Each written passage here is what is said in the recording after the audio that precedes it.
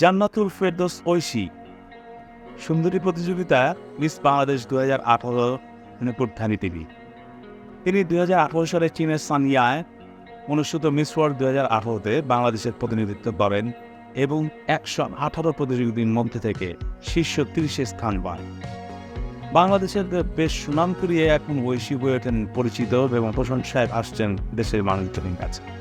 Wish on exchange সিনেমায় অভিনয়ের জন্য দর্শকদের ভোটে মেরিল প্রথম আলো পুরস্কার 2021-এর শ্রেষ্ঠ নবীন অভিনয়শিল্পী হিসাবে পুরস্কার লাভ করেন এবার। ঐশীর সৌন্দর্য, পোশাক আশাক এবং ব্যক্তিত্ব বরাবরই দর্শকদের মুগ্ধ করে আসছে এবং অঢেল প্রশংসাও তিনি পেয়েছেন। এমনকি রায়হান রাফির স্বপ্নবাজি, যে সিনেমাটি এখন আর মুক্তি পাচ্ছে না, কেন্দ্রীয় চরিত্রগুলোর একটিতে ঐশীকে কাস্ট করা এবং চরিত্রের লুক টেস্টের জন্য ফটোশুট করা হয়েছিল। কিন্তু তার চরিত্রের ড্রেস একটু ছোটোখাটো হওয়ায় এবং মদ্যপান ধূমপান থাকায় পরক্ষণে শুটিং শুরুর আগে ঐশী সিনেমাটি থেকে সরে যায়।